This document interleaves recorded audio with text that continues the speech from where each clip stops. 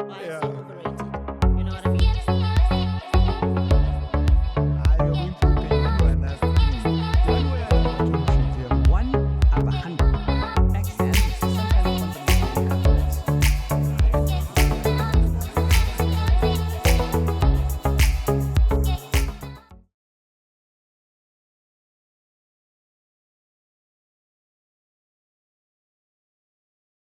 Well, it's a Tuesday, and we're back again on the It's More Than Just Money movement channel, where we dive into conversations with industry leaders, entrepreneurs, and change makers that are making a difference in the South African business landscape and abroad. Today, I obviously don't sit alone on the winner's circle.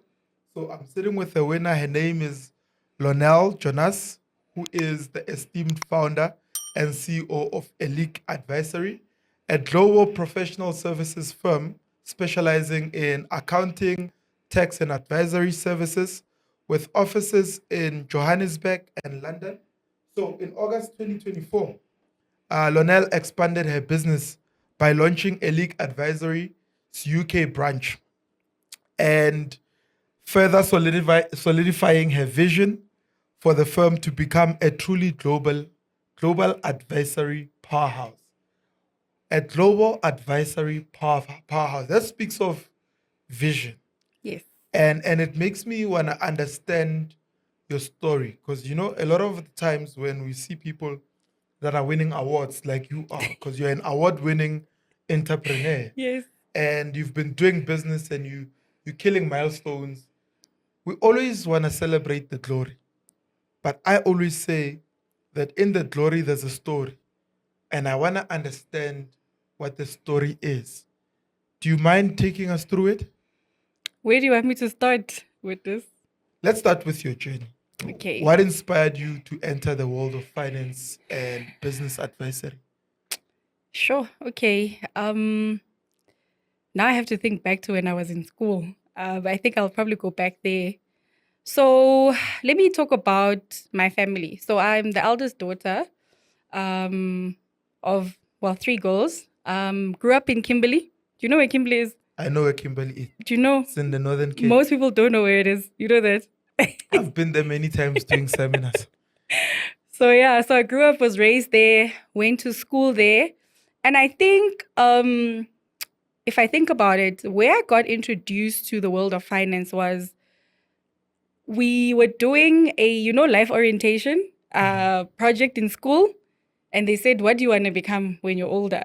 And everybody went to the default of lawyers, doctors, I remember writing that, doing a presentation on the fact that I wanted to become a doctor. Imagine. And thinking back now, I'm just like, there's no way that would be me, And I think that's where the whole inquiry started as to like, what else is out there? I was doing my research, stumbled across the CA profession. No one in my school was really talking about it at the time. And what I really realized is I really enjoyed business. I was really inspired by my dad because my dad comes from a family where I would say he's the first person that kind of stepped out of the traditional role, because my dad's sisters went like the traditional thing of like becoming nurses. My dad was like in teaching, and then he was like, nope, I don't want to do this. I want to do my own thing. And my dad ventured into transport. And I was like, okay. So I've always seen my dad like doing his own thing. And we didn't really have anybody in our, I would say, community that you can say was doing the same thing, because everybody was just like employed. So yeah, so I think I've always just had a passion for business. Decided, okay, this is why I want to become a chartered accountant. And yeah, I think that's where it all started for me from a background. And I think I have to talk about like my parents' influence, because one of the things, like we were having a conversation prior to this, is about the role our parents play in how we view the world and our mindsets. And I think one of the things that my parents were very good at is they never placed any limitations. I remember seeing Trevor Manuel, at the time when he was finance minister, on the TV, and I said to my mom, one day, I can also be a finance minister. My mother didn't say, I know, what are you thinking? My mother's like, yeah, of course, sure, why not? And I think I was about 9 years old. I can remember that memory very vividly. And so I think, I've always had a passion for finance. I've always loved numbers, working with it. but also about people. And I think that's where, the CA profession, the accounting profession really caught my attention. I literally had a moment of contention where in grade 10, when you have to choose subjects, I did physics for I think one term. I went to my parents, I'm like, I'm bored in class. When they're teaching me about the earth and how the light is refracting and whatever and reflecting, I said, no. I said to my mom, this is so boring. And I enjoyed, I said to her, I actually wanted to do business economics instead. And I really, really enjoyed business economics. Obviously, people were like, I know she's running away because it's hard. It wasn't that I was literally bored. And my mother was like, what if you want to become a doctor? What if you want to? I said, no, I can guarantee you guys, I'm not doing anything science related. I'm definitely going to go into the world of business. So I think early days for Lornelle, that's where it started. And yeah. So obviously that formed your worldview as a child, and especially when it comes to the world of finance and accounting and how it relates to business and society. Can you take us through your career path from working at PwC, Liberty, First Rand, and to starting at Advisory? Okay, so my journey started with doing articles at PwC. So I actually went and did my articles at PwC in Kimberley. The reason I decided to do my articles at a smaller firm, so I wanted to still be under the Big Four because of the reputation that comes with working at these organizations. But I wanted a different type of experience because usually what happens is if you go to a Big Four, let's say a PwC in Joburg, you would kind of have to choose already what type of industries you wanted to work in, either if it's financial services or, FMGCs. And I was like, no, because I wasn't sure about what I wanted to do post articles, I didn't want to limit my experience. So I spent about 4.5 years at PwC in Kimberley. I always like to tell the story that I was unemployed for 4 days before I got my job after my articles. So you finished. When did you So, go to Boston? I went to UCT. Yeah. Went to PwC, yes. Okay. And then, so when I was doing my articles, I remember when I had finished, I had job offers from PwC, but I was really like, no, audit is not it for me. I mean, I worked on very big clients to very small clients. And I think if I reflect back on my journey, my time at PwC has played a big role even in the way I run my own practice now. Because PwC, if you go, you can ask anybody that has worked at the firm. They are very tech savvy. PwC is always front and center, looking at more efficient ways to do stuff. They've got really high standards in terms of how they want the quality of their work to be. And they just have the best minds that work for them. Really, if you go to PwC, it's a very rewarding environment because you get to work with people that are also thinking at the same level as you. They really just thrive with having an environment of high performers. And what I did in my time at PwC in Kimberley specifically, I audited things like a school, a lawyer's trust, De Beers pension fund, an SAA, a municipality. So my experience was really broad in the sense that now in my own career, running my own business, I can go into any type of business and be able to give them advice, help them implement systems, advise them on tech implementation because of that kind of foundation that I had when I was working at PwC. So I think PwC really gave me, some good foundational experience in terms of how businesses run, the different sides of businesses. So I always say that really played a big role for me. When I moved over to Liberty, that's when I moved to Joburg. That was in 2017. So I've been in Joburg since August of 2017. So I left PwC without a job. Obviously, my parents were stressed. They're like, how are you leaving without a job? I was like, no, I'm sure. I think I always knew that, I wasn't going to end up in Kimberley. That was the be all and end all.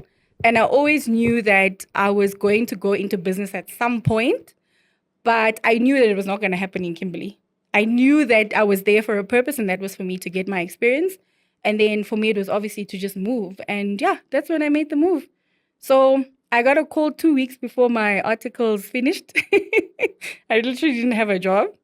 And I went for an interview, and then I got the offer. I was unemployed for 4 days, and then I got the job offer. My parents were like, sure, thank you. Our child is not going to be unemployed. And I think it's it speaks to how our parents are still nervous about us going into business because of the nature of what it means to like run a business, you know? Yeah. So, it yeah. actually begs the question as you're talking that as you're making these moves, some were actually locating you, probably based on your work ethic and how you were delivering and making your name in the industry. So you could have gone up the corporate ladder one way or another. What motivated the leap into entrepreneurship? You know, Witness, one thing I can tell you is that if I think about my corporate career is that I'm very solution orientated and I like to solve problems. So if I go into a space, I always say if I go into a space when I leave, whether it's a year or 2 years, people must see a difference. Like someone was here, someone made a difference. Things are better because that person was part of our team. And I think if I look back on my journey, even in my time at Liberty as well as my time at First Rand, there's a story that you can tell. People can tell stories about the work that I did when I was there. But I still felt like, okay, you're telling a company, I was in internal audit, you're telling a business unit to say, guys, this is the risk to your business, this is the controls, these are the things that you implement, but you don't really have control over like seeing how that really changes. It also depends on how long people take to implement that change. So yes, you're adding value, but is it really the maximum value that you can add? Also, my time in corporate, even though it was great from a work experience, I also found that I had challenges in terms of some of the environments were not really that great in terms of like my mental health, working extremely long hours. And yeah, like I said to you, I think for me, the big shift for me came when I lost my sister. So my little sister was 19 years old. We lost her on the 1st of Jan. It was in a car accident with a drunk driver. And I always talk about how my sister's passing was almost like a catalyst for me to have a real deep look inside to say, because I was like, yeah, I'm not going to do this entrepreneurship thing. I'm already deep within corporate. I'm now already almost 10 years in. I'm not going to leave now. My path is already set out. I'm doing well. This entrepreneurship thing is looking more risky now. Like, where do I even start? And at that point in time, I wasn't even sure what I wanted to do. I even tell people I never thought I would become an entrepreneur doing accounting work because I always felt like, I don't want to say it was boring, but I felt like at the time, it seemed boring to me because of the way in which we were doing business as professionals. It was very manual, people sitting with spreadsheets, capturing things from bank statements. And I was like, I can't imagine doing that. Because for me, I get my joy from seeing people being impacted, seeing there being a difference being made in their business and seeing their business grow. So my sister's passing really was like a catalyst for me to say, is this really what I want to do with my life? Because my sister, even though she passed at 19 years old, she had a big impact on our community. Lots of people spoke about that. And I was like, what am I doing with my life? Like, am I really living my life to my fullest potential? Where in my life have I limited myself, you know? And I really took that, big loss for me to really ask myself deeper questions. I remember she passed in Jan. I registered Elite in May of 2019 and officially fully went into it during COVID, which is July 2020. Wow. And now it has grown into a global firm with offices in Johannesburg and London. Yes. What was your vision when you actually first started? And how has it evolved? I mean, you talk about the passing of your sister and the fact that now you started questioning what you wanted to do with your life. Now you launched this business. What was the vision then? And how has it evolved over the years? So I think when I first started Elite, I knew that I wanted it to be one of the biggest firms in the country. I think that was my vision from the start. I think, I always talk about this Witness, that people go into business, like I always say to people, don't leave your job that's nice and comfortable, that you don't have to stress about for entrepreneurship if you're going to play small, right? If you're going in entrepreneurship and you're only stressing about, can I get a purchase order from a corporate company, right? And I always say when I come across entrepreneurs, especially in South Africa, I feel like we think too small sometimes. Like we think, we're not thinking of ourselves like, I'm starting this business, but I have a bigger vision in mind, like a global vision for where I want to go. And I think for me, it was always like, I wanted Elite to be known across the world. That was Yes. always my vision. How it's playing out has always evolved. Like, what type of services we're offering, who are really our clientele. Like, it's changed. Like, from when we started, I always knew that I love technology and accounting was the easy way in. People would come to me and say, Lornelle, can you help us with our books? Then you start dealing with business owners. You're like, okay. Even our industry itself hasn't even evolved to the way that technology has evolved. And I think that's where my love for, Xero came in, and technology was like, someone introduced me to Xero. I was like, oh, things have changed in our industry from when I was last at PwC. We've now got cloud platforms. There's more efficient ways of doing it. I can now leverage this information to do what I actually love, which is advising clients on strategy, how to implement strategy, how to grow their businesses. So I think how it's evolved from when I started, I think in terms of me saying, we're going to go into the UK, I always knew I wanted it to go into the UK. I didn't think we would do it as fast as we did now, but I think technology has helped us. And yeah, I think the clients that we serve now, that's how it's changed from when we started. What were the clients then and what are the clients now? I think in the beginning, Witness, we just took on anyone that was like, I want an accountant. You wanted Right. money. No, I think it's like you're trying to assess. I think it's part of a business. You can't say, I'm not going to accept a client. You accept a client. Obviously, there's clients where you're like, okay, no, this client I can't take because they actually cannot afford my services. Then there are clients that can afford your services, but then you're like, the relationship is not working. They don't have a vision for their own business, so it doesn't work, right? They don't want to do the right thing. One of the things, Witness, that we constantly get challenged with as accounting professionals is that you have a business owner that wants an end result. And they don't understand that as accounting professionals, we have an ethics code that we have to abide by, right? So people will come to you and say, can you please reduce this number for us? And you're just like, we can't do that, right? Because there's a law, there's a tax law that tells us you can do 1, 2, 3, 4, 5, but you definitely cannot do that. And then you find people coming and then you realize, okay, no, this client actually doesn't want to do the right thing. People want to break rules. And yeah, so then with that, you kind of shape, the type of client you want. You kind of develop questions as to now interviewing the client instead of them interviewing you. Some clients we also let go after 3 months. You also don't know if they're going to be a fit, and we just decide. So I think our processes have definitely evolved as to who we onboard as a client. So it's not every person that walks through our doors now that we accept as a client. Wow, awesome. Guys, if you are watching this, please keep on engaging. Let us know which part of the conversation resonates with you. And you must remember that on the 1st of March, we've got the It's More Than Just Money Business and Property Seminar taking place at the Southern Sun Hotel in Rosebank in Johannesburg.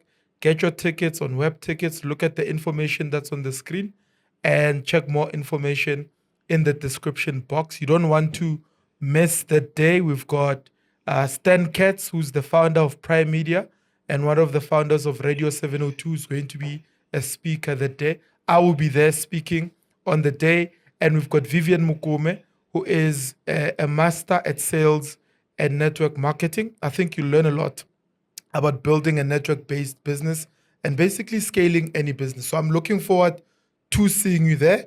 And yes, remember to subscribe as well.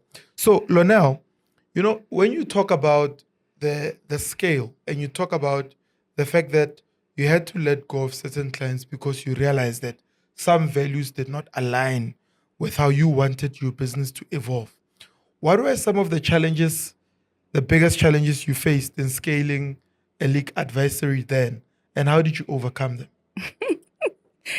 Okay, so let me think about this. There's only one real thing that comes to mind for me, right? I think it's been people, right? The people part of our business. If you think about it, yes, we have tech, we have all of those things, but finding the right people. I think the biggest place where I've lost money with the business has been with hiring the wrong people for our firm. And I think, I was actually saying to someone, I think every time I think back at those school fees that I paid, I'm like, yeah. And then you call it school fees. Because it's like, you just like, because, Witness, and this is where I feel like my clients can relate with me because I'm also running a business. So whatever I'm telling them, we can relate on the challenges that we're facing. Many of the clients that I have, they come to me, they're like, yo, it's month end. The worst part for me is like paying people that I know. Payroll for people who are not working. Yeah. And I really, then I started realizing, okay, you want to hire people, but like, how do you hire? How do you assess? Yes, you have questions. You do the whole thing. You do a reference check here. You won't know until that person is in, And I think what I've learned is that over time, I've had to say, okay, Lornelle, this is definitely a blind spot for you. I think I always say to people, I had a conversation with a friend one day and he said to me, why don't you rather just accept that you're not good at hiring? And I was like, what do you mean? He's like, no, just say that in you selecting people, that's not an area of strength for you. And you have to, once you actually acknowledge it, you won't try and solve this thing on your own. Yes, you can contribute to it, because I think my strength is once people are inside the business, I can get them to do whatever they need to do to perform it the way they need to perform. But I think, you have to be able to say, okay, this is not an area that I'm strong in, and let me call for help. And I also had to go through the process of going through different service providers from an HR perspective and saying, okay, these people are also not aligned. Let me rather get someone that I really understands the vision of what it means to build a business. So I think the biggest challenges for me has been when you start a business, you don't get taught how to recruit. So there are some things you will just learn on the job, unfortunately, right? Yeah. And for me, it's about also saying, okay, this worked in terms of this hire. I have an intern that started with me about 3 years ago, more than 3 years ago. She's still with me. We've been able to promote her as well in the company. And I think, I always go back to her template and say, what made me hire her? And I realized that she was really driven, because you need a different type of person to work in a startup. There are people that come, they just want to earn a salary. You can't have that type of person working in a startup. I always say, go to a larger corporate if you're that person. But if you work in a startup, you literally understand that everything that we do every day is there to generate money. So if this business does not get paid, if those invoices don't get paid, it means people's salaries don't get paid. It doesn't mean that now you can say to people, oh, we must go ask for a facility. Those are the realities of working for a startup. You understand that sales are important. You need to be pushing. You need to be delivering on the work so that we can collect on invoices. If we're not following that cycle through and someone breaks the chain in terms of not delivering on work, it impacts your reputation. It impacts your ability to get new clients. It impacts your relationship with your existing clients. So the impact in a startup of you having a staff member or team member that's not performing is much greater than, for example, somebody sitting at a first rand and not really, like, one person is not going to impact the whole of First Rand's, financial situation. And they also have the resources to be able to carry that person for longer in their company. So what I always tell people is that, for me, I also find that this is the area where businesses struggle in the most. Because if you think about it, it's the one factor where you can say, I would say it's probably been the one area that's hindered a little bit our ability to scale faster, I think. Sure. So I think that's definitely the school fees I had to pay. I don't regret anything about that journey. I've learned a lot about myself through that journey, that, okay, this is a blind spot. This is how I need to do things differently, because it is a big part of my business. Because I really care about the people that work for us. I really want to create an environment where people's mental health is top of mind, and that they also understand that they are valued. And I also understand that there are people that come from different environments that come into your environment that also want to make it toxic. There are some people that have only been exposed to toxic environments, and they come into your environment and it's not toxic, and they're like, no, I can't cope here. So if I get you straight, somebody is coming from one corporate company to another, right? And they've been experiencing toxic environments. And they come into your business as an entrepreneur. You are building a thriving environment that doesn't have toxicity. And that person just wants to introduce toxicity because that's what they're used to. 100%. Sure. 100%. How does one curb that? And I think also some people don't know what it is. Like, my team knows. I'll ask them, how's your mom? How's your dad? How's your child? How are you doing mentally? And I think I have that relationship with my team, because I literally introduce something that we do in our team meetings. We have a check-in every morning where I'll say, okay, guys, I wanted to create something that they didn't feel like we were being like intrusive, like they oversharing. I was just like, can you just give me an indication based on the weather? What is your weather forecast today? How are you feeling? You know? And some person will say it's sunny. Other person will say, hey, it's thunderstorms, you know? So then you know today is not the day. If witness is saying today is Hurricane Katrina, it's not the day to have a difficult conversation with witness today. Today is not the day to tell him about all the things he has not been doing. We can have that, we can park that conversation for when he's in a better state of mind to receive the feedback. Because sometimes we think that, oh, we just need to give feedback today. Sometimes it's about saying there's still a human being at the end of the screen, of this service. There's a person here. So what is that person's mental state? And then saying, okay, can I now have this conversation? Sometimes it's even having a conversation to say to someone, I have noticed. I just wanted to make sure that you are aware that, or how are you doing mentally? Is there anything we can do as a company to assist you in managing whatever is happening? And sometimes people don't have to talk, but it's okay for them to be able to recognize when they're also experiencing their own mental health challenges. So yeah. So being the first Black female-owned Xero Platinum partner Yeah. firm Yeah. is a major milestone, obviously, right? Yeah. How did this partnership come about, and what does it mean for your business? I think, I'll always say to people, I love Xero. You And even it's- said it in this conversation.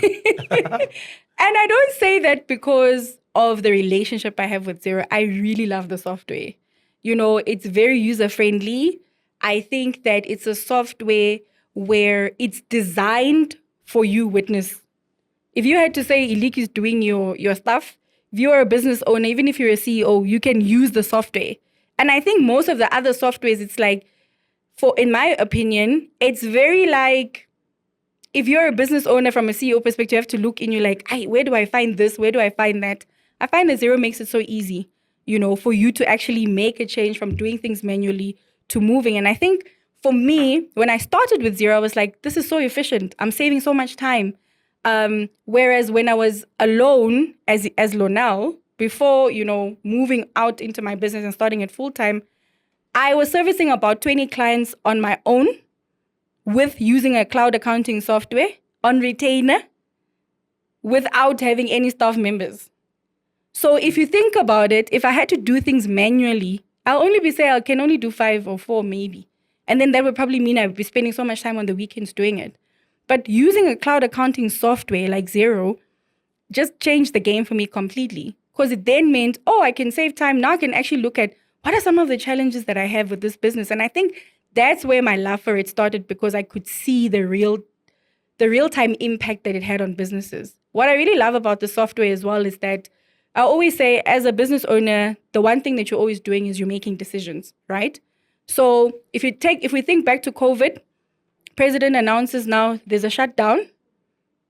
What were most people doing? Couldn't access finance because where was your stuff sitting? In a box somewhere or on Excel, right? Now you have to call your accountant. You can't even make a decision as to say, what is my future cash flows looking like? But being on a cloud platform like Xero, every single day when you log in, once you've sent an invoice, you can see what is my revenue, who hasn't paid me, how much have they not paid me. And what I love about it is the fact that it then changes the dynamic about the role of the accountant. You now have to kind of say, my role as an accountant is not to process stuff for people. It's now to say, this stuff that I studied, I can now look at this information that the client has and I can partner with the client. I can now work together in this relationship to say, actually, I can now project your cash flow. For you, let's discuss about it. Let's look at some of the payment terms that you have. You have these relationships with these suppliers. You always buy from them. Why don't you go and renegotiate your terms with them? Stuff like that really matter. And that's what most businesses want. You know how many people don't want to pay fees? They're just like, I'm paying you for you to pay me to pay SARS. For you to tell me how much I need to pay SARS. And that's really not what the software is about. It's really about that insights. And I think that's where the relationship started. It then obviously grew into us becoming a platinum partner. But one thing I can tell you is that Xero really loves small business. One thing I can tell you. They're the one, I think, software they're not focused on the accountant, if that makes sense. They're really focused on the business to say, guys, this software is for you. It's not necessarily for the accountant. So, looking at that and what you've just said, what then are some of the key services that you at Elite offer that set you apart from other firms? I really think it's one, the fact that we focus on relationships. Like I think at one of our core values is relationships. We really want to work with clients that value relationships and are looking at advisory services. Obviously, we offer the normal accounting services in terms of doing the normal bookkeeping. If you're looking for someone to take care of your accounting affairs, your tax affairs, but the type of client that we really love to work with are people that are looking for someone to say, I want to grow my business. Can you come on board? And that's what we love. I mean, people that come on board. I have many clients that come that say, I don't think this is possible. And then when I challenge them, sometimes they get, a little bit edgy to be like, why are you pushing me to do higher numbers? But yeah, I think clients that are looking at wanting to grow, that's the type of client that we want. They're looking for a growth partner, like sort of like a strategic finance partner. That's the type of client that we have, that we're looking for. And because of some of those things that you've mentioned, you've received numerous awards. I mean, including the Africa Entrepreneur of the Year and the SAICA Top 35 Under 35 Impact Champion. What do these accolades mean to you? Why such a hectic question? Both professionally and personally. What do they mean Do you want the honest answer? Yes, I want the honest answer. Do they mean anything to you? You know what? I have to say, last year when I started getting these awards, I was like, okay, really? Like I couldn't believe it, right? Because I think I'm the type of person that I don't live for accolades. I think I live for impact. And I think with the stuff that I've been doing, I really understand that, there are people that are seeing what I'm doing and people think I'm doing really good at what I'm doing. And that's why they're choosing to, bestow these awards on me. And I think it was very validating for me because, sometimes in entrepreneurship, it is lonely and you are working and you're always like, I don't know if I'm really on the right path. I don't know if I'm really doing as much or having as much impact as I can. So I would say the awards for me have been welcomed. They've solidified to me that there are people that see the work that I'm doing, that tell me that me wanting to make a difference in small businesses and helping them run sustainable businesses, like I'm on the right path, my vision is right. And they're also telling me that, you're not doing too bad, you are doing the things, as we would say. So yeah, I think like it's been amazing going to each award ceremony, being honored, being recognized. But yeah, as I sit here today, I don't sit here with a chip on my shoulder. I'm really grateful. I always say recognition comes from God, but it comes through men. So men are the people that bestow it, but ultimately God is the one that decides to recognize the things that you do that people don't see in private. So yeah. So what you said that actually resonates with me as well is more the interest that is on impacting people rather than the recognition itself. And if you're watching this, I hope that resonates with you as well to say, what is the sort of impact that you're making in society? And part of why I'm saying this is because I wrote the book, It's More Than Just Money, specifically because we want to create some sort of impact in society, seeing people's lives change. This podcast exists because we want to bring in people that are going to tell real stories about business and see people's lives change. And the best way for you to support this work, obviously, because we fund it, is to buy the book, It's More Than Just Money. Not just buy it, but to read it. Please click on that description box and find information on how you can purchase the book, It's More Than Just Money. If you want to read up on entrepreneurship, building a business, having the right mindset, building a property investment portfolio, it's the right book. Thousands of people have read the book. Thousands of people have started implementing. And because of that, this podcast exists. And which makes me wonder about your leadership principles. What are some of the leadership principles that have guided your success in both corporate and the entrepreneurial space? I think one of the principles I live by is that I live through servant leadership, like serving people. Like I'm a very servant type of person. Like how can I be of service to my team? Leading by example. Some people can be put in leadership positions, but they don't think about the people. I always say when you're a leader, it's about the people. It's not about you. It's about getting people to get behind you to achieve the thing that you want to achieve, and also getting people to buy into your vision. I think that's the most difficult part as well about being a visionary and about being a leader. If you think about it, if you look at someone like Nelson Mandela, how do you get all of these people to say, yeah, we're choosing you, we're going to follow you? And I think, once we realize that leadership is really about people and it's about serving the agenda as well of people, making people feel like they are heard, understanding that you need to cultivate, the people that are in your team. Because remember, at the end of the day, these are also people that have their own dreams and visions.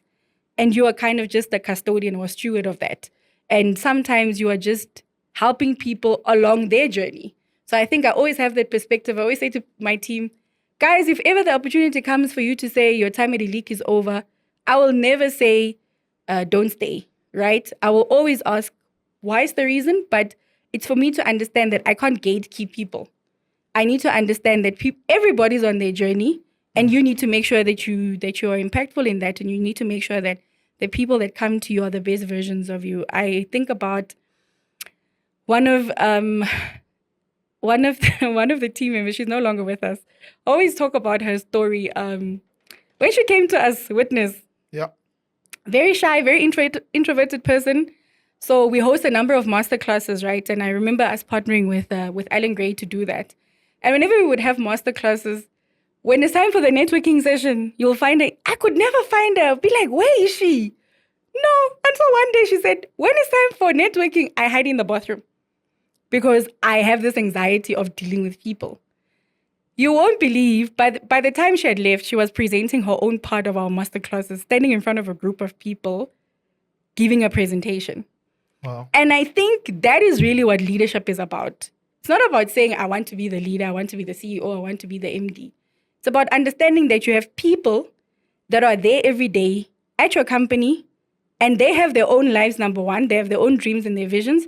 How do you make sure that they buy into yours, and how do you align? So it's about people first, serving people, and understanding that your role in their lives is to also help transform and impact their lives as well. So in all of that, how do you stay innovative and ahead of the curve in a constantly evolving financial landscape? I think curiosity. I'm always curious. I never tell myself I know everything. And I don't limit myself and say I'm an accountant. I mean, with the work that I'm doing now with the AI for Developing Countries Forum, Yeah. because I have tech, I love tech. I'm not telling myself I'm an accountant, so what do I know about tech? I love tech. So I'm going to go into spaces where people think I don't necessarily belong because I have a curious mind. And I think, a lot of us are like stuck in, if you have a closed mind, if you don't open your mind up to possibilities, I think it limits your creativity and being innovative. And I think the way in which I do that is like I constantly think about new things to do, new ways to do something. I'm very solution focused and solution driven. And I think because of that mindset, I'm always looking at like what else is out there that can solve this problem that I have. So you've just mentioned that you're involved in the AI for Developing Countries Forum, right? So how do you see AI then transforming finance and accounting in developing markets or emerging markets? It's already here, hey? Witness, I always say that, with my work that I'm doing, even in the industry, is that a lot of us think AI we still have to get there. I literally attended a webinar the other day where, I'll give you an example. If you have a tax person working in your company, let's say it's a tax consultant, and you come to us with a tax matter and we have to write this objection or this letter to source to say this is the reason why we're objecting this amount, there's literally a tax AI where you can write and say to this chatbot AI, this is the issue with this client, this is what we want to do, write me a letter. Just write one sentence. We will bring you up the letter within minutes. So now the question begs, this person that was, spending their entire life priding themselves in the fact that I can write the best letters to SARS, you're just like, but now there's technology that can do it with more accuracy in terms of referencing parts of the act, the speed at which it selects which parts of the act are applicable. So now it's about us saying, what is our role, right? As professionals. And I think in every industry, I saw a video the other day, Witness, where you can literally tell this AI to code, to develop an app for you. Obviously, where you come in is to say, is this thing accurate? Is the way they wrote the letter to SARS accurate, right? So your critical thinking and your skills still play a role, but some of the manual things that we used to spend our time on is now taken away. So I think, it gives us an opportunity to say, what other skills do I now need to acquire and to develop now that AI is here? And I always think that people talk about it like it's still coming in, 2 years, I still have time. If you're a business owner that's still doing things manually, no. Why are you not moving? Why are you not on a cloud software? Stop talking about cost. Start thinking about the fact that if you're waking up every day and you're running a business and you're saying you're taking this business seriously, then take it seriously by investing in the right things, by also upskilling yourself with AI. I mean, ChatGPT, saving time by writing emails. How do I do a proposal? How do I market digital marketing strategy? It can give you all of that. So it's about saying, how do I leverage technology to help me grow and scale this business? And literally, we live in a global world, right? A global market. So you don't have to necessarily limit yourself just to South Africa. And I think, that's how I see AI impacting us. And I think there's a lot of awareness that we need to drive. That's why I'm part of the forum. Yeah. And also, obviously, the education part as well. Like, how are we educating people in developing countries, businesses, various stakeholders on, one, the impact of AI, and also upskilling people to use AI in the right way?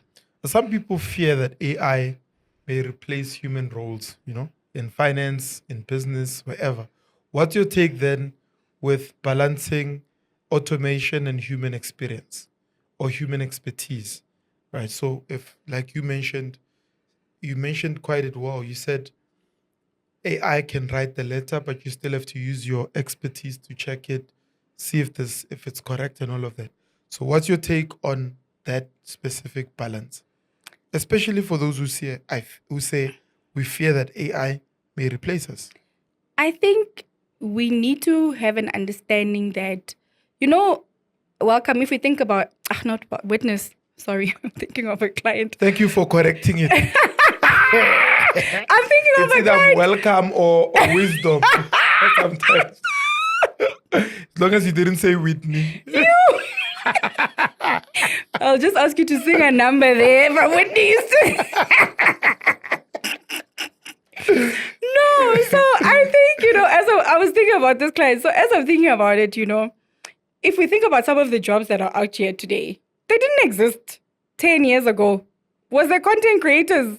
People making money from those things? Like there's so many roles that exist now because of the stuff that's happening from a tech perspective. And I think it's for us to say, one, you can never replace human connection, firstly. Like, yes, the AI can give you the report, but the accountant is there to interpret that information. The AI can tell you this is your cash flow projection, but the finance professional will be able to tell you this is what you can do with this. So the expertise is still there. It's just that now the manual stuff that you used to do now falls away. Now you actually have to use your skill, one, making sure that you actually talk to people. Do you know how many accountants don't like to talk to people? They just want to sit behind their desk and do this the whole day. So I think what people need to understand is that what parts of my job is being automated and what are the parts of my job that cannot be replaced by tech, right? Mm-hmm. And then what are the skills I need to upskill myself on? What are some of the new things I need to learn about, some people don't even have LinkedIn profiles. Do you know how many professionals? I remember sitting at finance leaders last year at SAICA finance leaders. I asked them, guys, how many of you guys are on LinkedIn? They put up their hands. How many of you guys still have a picture from when you were in varsity? They've been working for 20 years now. Yeah. So people are not understanding that even you as an individual, you need to now think about your branding, be your social online presence. And people are like, it's so daunting to be online, so daunting to just write a post about this is what I did today for a client. So what I find is that finance professionals, especially in the finance space, they're now forced to move out of, their desks and actually go and see clients and actually talk to clients and actually ask them, what are some of the things that are important and how can they help them, from a strategy perspective. But yeah, and with some other business needs other than just balancing the books. So what role then does technology play in the services that a leak advisory offer? And how do you integrate cutting edge solutions for your clients? I think I always say technology is an enabler. It enables you to do more, right? If I look at us, we are able to service clients abroad. Without tech, how are we servicing clients in the UK? How are we servicing clients in the US? How are we servicing clients in Brazil? Up in Africa? Tech allows you to do that. So it's an enabler. So it opens up the world for you, right?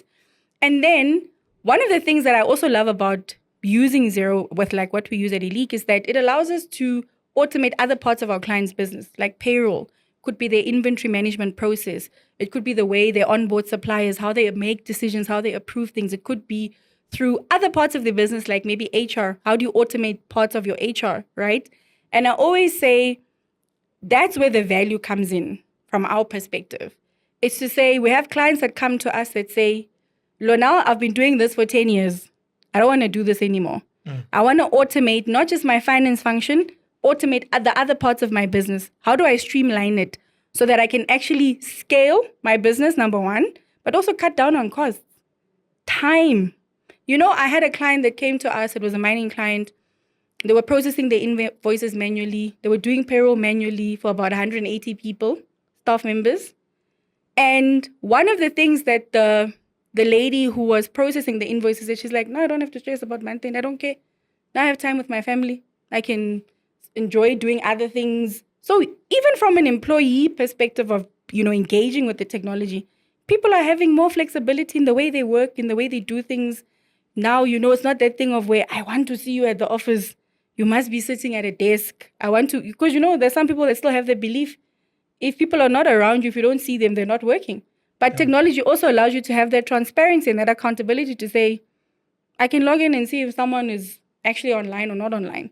I can log in and see what someone has done and I can have a trace for who did what, from a business perspective. So I really think technology allows and gives you room for automation. But I think the biggest advantage that technology gives you is that it's really an enabler for growth. So I love the fact that you said you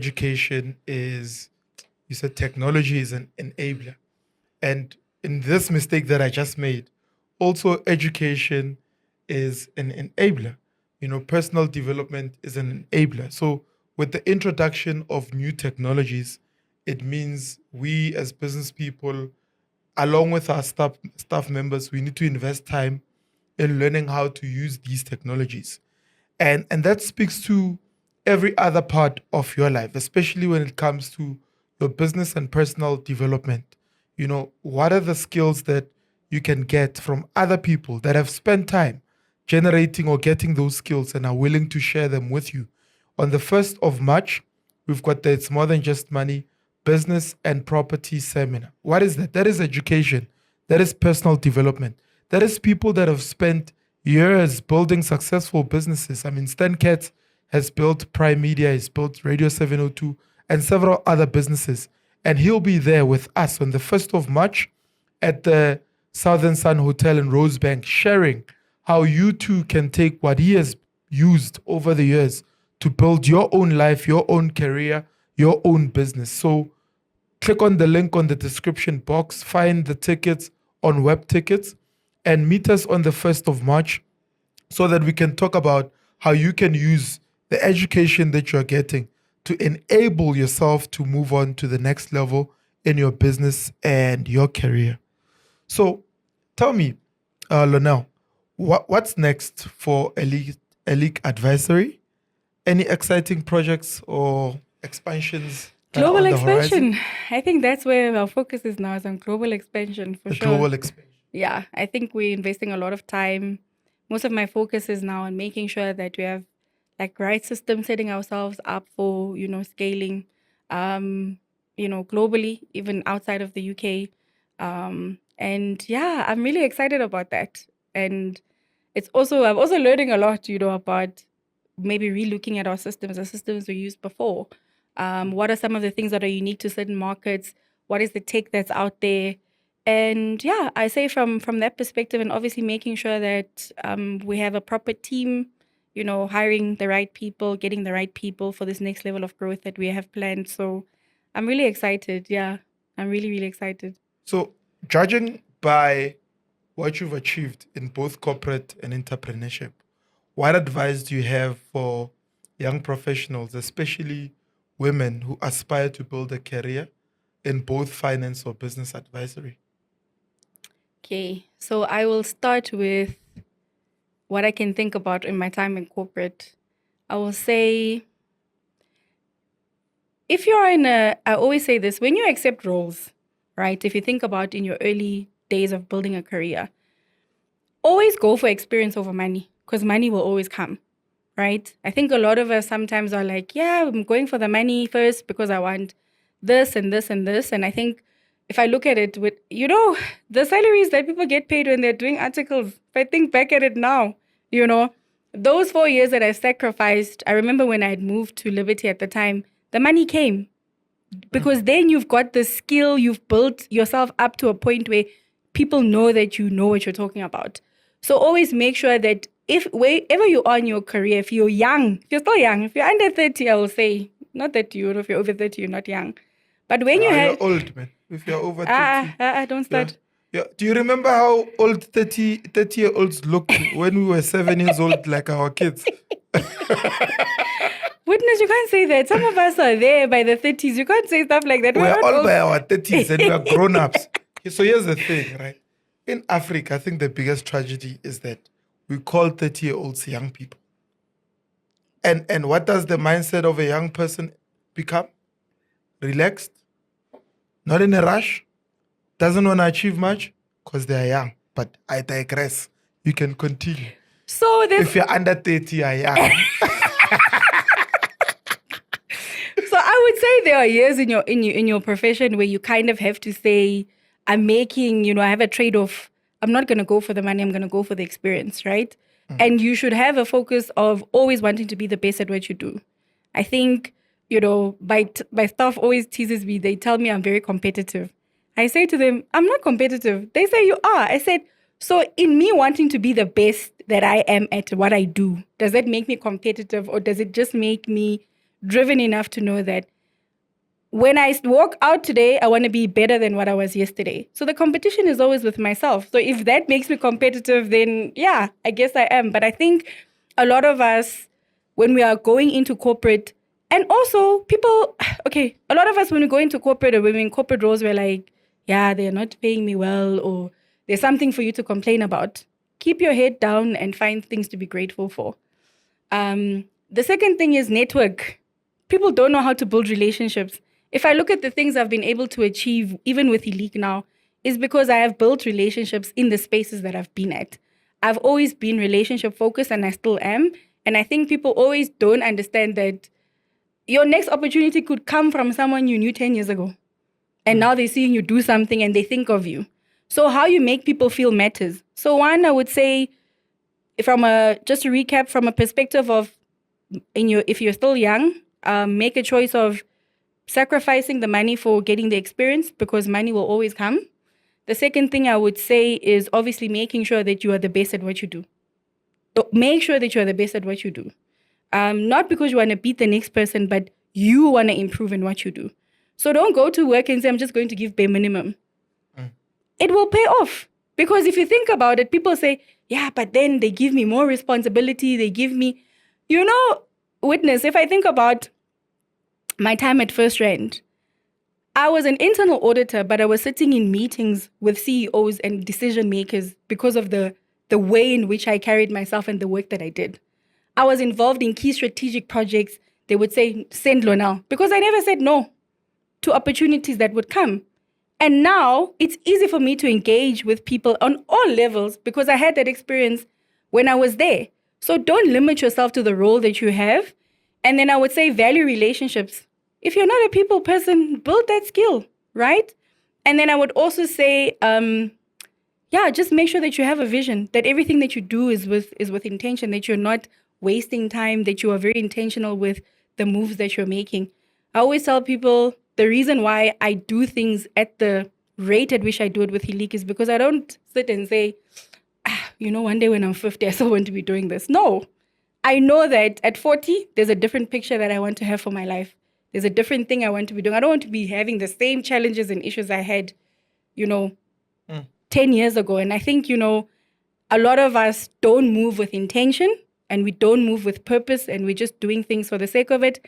And I think in closing, the most important thing I would say is people should have perspective. Choose perspective over your own perception of your own situation. Sometimes we, listen to people that are around us that don't understand the vision that we have. So obviously your circle is very important. I think if you're in your younger years, a lot of people waste time entertaining, going out, doing those things, and they're not really focused on building something. Because one thing I can tell you is that I can't get my youth back. Those days in my 20s where I had double energy than what I have now. So while you're young, take advantage of the fact that you have that as an advantage. And then in terms of perspective in closing, I would say, you could be going through something, but you could look at it in the sense of this thing is happening to me or it's happening for me.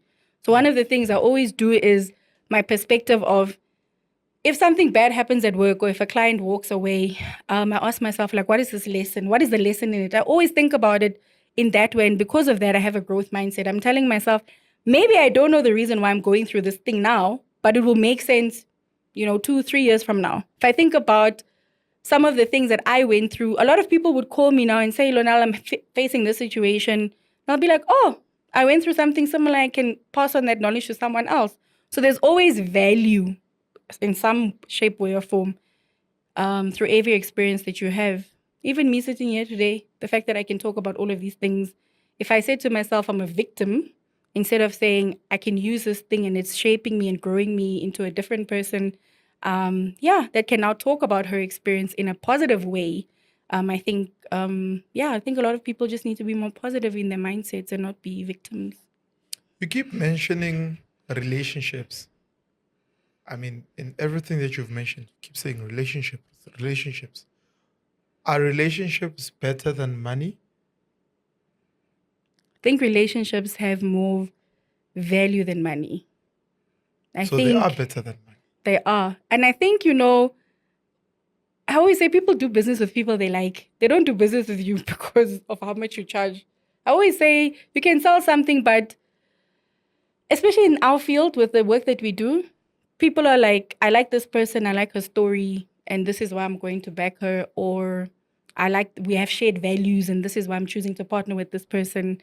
And if I look at it now, some of the opportunities, let me use this as an example. Relationships. I'm big on it. When I won SAICA Top 35 under 35 last year, I got a prize from Milpark I won the Impact Champion category. So Milpark gave me a bursary valued at about approximately 90,000 Rand for honors, PGDA in accounting, to pay it forward to someone. So I could have had the option to say, I'm going to just go here and ask someone in my family who's wanting to do honors, right? Or whatever, or who I might know, ask my parents or people in the community. But I'm like, who can I partner with to make sure that the impact of this is bigger, right?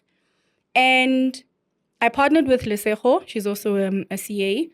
And I said to Lesego, you've got a community that follows you, aspiring CAs that are following you. I'm sure there's someone in your community, a single mom, that could benefit from this, right? And I chatted to her. I said, let's do this. She said, great. We ran the campaign. And with us running the campaign, Milpark then said, we love what you do. We're going to give you another bursary to give away. So then this thing became bigger. Milpark said, we're going to give you another bursary. Then I said, okay, we selected the winners. It's Annalisa and Faith, two single moms that are amazing. I really think they're going to do very well. And I was like, but guys, these textbooks, they're so expensive, at least minimum 10K. So then I thought, okay, how can I leverage the relationships that I have to make sure we impact these ladies? reached out to SAICA, and Tutuka was like, sure, we'll sponsor these ladies' textbooks. We'll even sponsor them to have an academic coach. And again, I could have chosen to take that one gift that I got from the awards, the bursary, and say, I'm going to give it to someone else. But because I'm very relationship focused and people driven, I went into my network and said, I want to impact someone. I want to make a really significant impact to someone that it will really make a difference in. And everybody bought in and said, we love what you're doing. We got two organizations to partner with us to make sure that this is impactful. And now SAICA is even going to write about their stories in an upcoming issue in their accounting essay. So it's one person saying it's bigger than me. It's not about me. And that's why I say relationships are always better than money. Because through the relationships, 180K came in through the bursary, 20,000. I didn't have to have the money myself, but people were willing to put their money there because of what they believed in. If you could go back and give your younger self advice, one piece of advice, what would it be? Shouldn't doubt yourself as much, I would say. I used to doubt myself a lot as the younger version of Lornelle. And it worked out. It really worked out in the end. That is what I would say to my younger self. I would say it will all work out. Your dreams are valid, even though no one validates your dreams. If I think about myself in the industry as being a black female in the industry, it has its own challenges. You know, in a male-dominated industry, walking into spaces where people don't believe. And yeah, I would say just be your biggest supporter. I've had to do the work on my own to be my biggest cheerleader because I don't have people validating it. You know, if you're someone that's setting a new path, you don't always have people validating it for you. And I think that's always been my journey. I've always been a pioneer in the spaces I've been in. And I would say to my younger self, believe in yourself more. Don't doubt yourself. And yeah. And do you have a way you define success? And what legacy do you hope to leave behind? What is success to you? Success is at the end of my life for me to say I've lived out my purpose, whatever that was, whatever God ordained that to be for me. I don't think success is necessarily you having cars, and because I understand that there are things in life, or money, there are things in life that matter more than that. So I think for me, success is me walking in my purpose. And I think even this year, with the start of this year, I told myself I want to be more intentional in the work that I do, the types of projects that I accept. Like, I don't want to steer away too much from what really is my mandate on this earth for me to achieve and accomplish. I believe money will follow if you're on the right path and you're staying true to yourself. Yeah. And what was the other question again, Witness? What legacy do I hope to leave behind? Yes. I think, I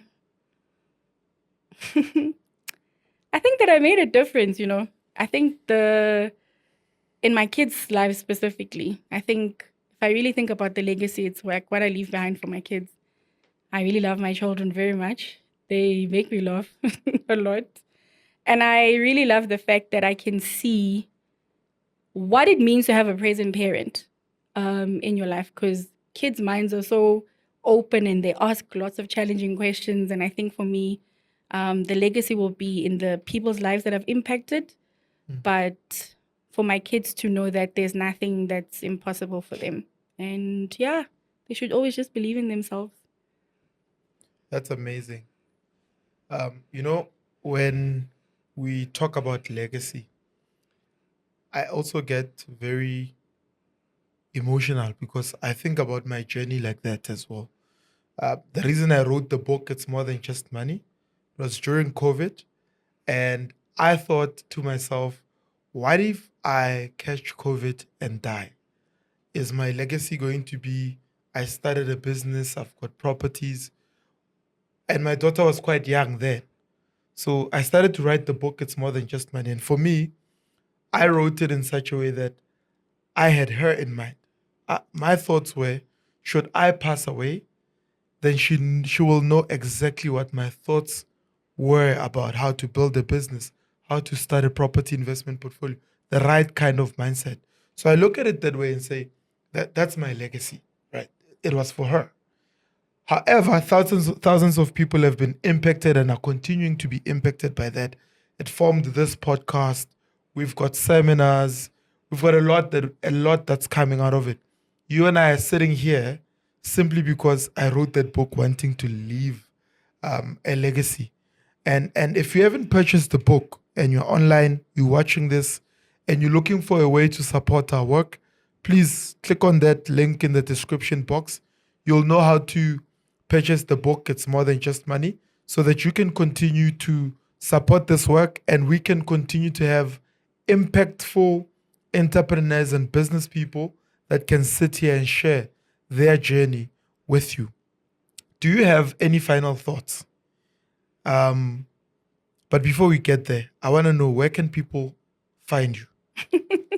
So people Before can you find give me. them anything, where can they find you? Because you've been giving them value. Yes. And I want a lot of these business people that are watching to also partner with your business, Yeah. and see how they can work with you moving Yeah. forward. Yeah. So where can our audience find you and follow your journey and learn more about Elite Advisory? So they can find me on social media. That's where everybody is.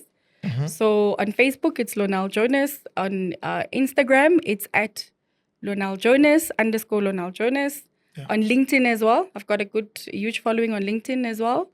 And if you want to obviously get in touch with us from an elite advisory perspective for services, it would be through our website, www.eliqueadvisory. That's ELIQUE.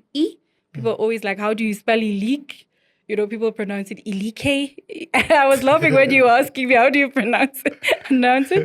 So it's eliqueadvisory.co.za. Our contact details will be there, or just simply info@eliqueadvisory.co.za. Yeah, that's how you can reach out to us. So yeah. You know, it's funny that you mentioned Facebook. I looked at when we actually became friends. I think we became friends ever since Facebook started. Really? I kid you not. I don't remember how or when we became Facebook friends, but I think it was from the time I started my Facebook account. I remember following you even before you wrote the book. Yes. I always laugh at your posts because, you know, when you write something and I'm like, Witness is very good at selling. And then you'll say something, you're like, yeah, and that's why you should buy the book. Just buy the book. So I'm like, no, like, you're very good at sales and you're very good at marketing. So I think, you know, I always love it because I'm like, yeah, it takes a very skillful person to be able to sell something to someone, like sell water to someone as to why they should be drinking this water. And not like you need it because you're thirsty, but like, yeah. So I've been following your journey even before you wrote the book. Yeah. Yeah, that's why I'm saying we've been friends for quite a long time. I think it was around the time where, you know, in Facebook, you just add people. Yeah. Because you wanted friends, you just add. Then you Like start to and wonder, subscribe. Oh, I've been seeing this person for quite some time. Oh, they're married now. Oh, they've got kids now. Yeah. Oh, okay, interesting. Yeah. You know, so do you have any final thoughts or words of inspiration for aspiring entrepreneurs and business leaders? So I would say to entrepreneurs that, you know, you can run a successful, sustainable business. I think, you know, if we look at the rates of, you know, startup failure or startup success, you know, it's really about people saying, you know, this thing is so risky. And I think it's about saying, if you really have a dream that you want to pursue, if there's really a purpose that you have of wanting to make a difference, I always say people buy from people who are solving problems. You can't say, I'm going to leave my job to just do a tender. You know, that's not really, I wouldn't say a sustainable business model, but I think we need to start really cultivating more of an entrepreneurial spirit, I think, in our country. First of all, to say that we can compete with the best of the best, you know, overseas, internationally. Take the business seriously. Running a business doesn't just mean, you know, having money in the bank account. It's about a vision that's bigger than you. So think bigger. Don't think, I just want to make sure I have money for tomorrow, or I just have money to pay salaries, or I just want to get my next client. Like, really be intentional in the way you run your business. We're running a program with a company called Power Africa and with the African Development Bank, where we were responsible for educating women-owned entrepreneurs and then onboarding them onto an accounting software. And one of the things that I would say to the ladies is like, do you have goals for your business? You know, like, what are your goals? Like, what are your targets for this month? Is it 20 clients? No, I don't even know. Make sure that you know what's happening in your business. invest in the technology to make sure that you have insight so that you can make the right decisions. I always say that I feel like we play too small. I was having a conversation with an Uber driver one day, and he's like, "Yeah, I've got 3 cars now." And I said, "Okay, what is your vision?" He's like, "No." I said to him, you can easily make like R1 million. He's like, "I haven't made $1 million." I said, "Why?" Like if you just start thinking, I even made an example. I said to him, people are struggling, especially in Joburg, to find reliable transport for their kids. But you could say to people, it's easy for you, book online, have transparency, how much is it going to cost, automate that part, and then, offer that service to the clients. And he was like, yeah, you're right. I said, yeah, immediately by using tech, you now have access to a bigger market, right? Than what you would just be on a day-to-day basis handing out business cards. So I would say last words is anything is possible. Think bigger. Use tech. It's an enabler. It's our friend. It's not our foe. And yeah, follow me on socials, of course. Or I follow you on socials. And I hope our audience is also going to follow you on socials, follow your journey. It's been quite refreshing to see you evolve over the years, Yeah. pivoting from one career to another, doing Yeah. business, getting out there. Yeah. It's Yeah. refreshing to see. Yeah. It's refreshing to watch. And thank you so much for accepting the invitation to Thank you come for sit having with me. and have a conversation about, we covered your journey, we covered business insights, we covered technology, we covered impact, and I hope if you are watching this, you are inspired by Lornelle's journey and that you are getting towards taking action for every part of your life, not just business, personally, spiritually, mentally, physically. The biggest thing you can do for yourself is to take the first step. There won't be a next step unless the first step is taken. Now, from my team and I broadcasting from Johannesburg, South Africa, it's more than just money. We'll see you again in the next episode. Thank you for watching.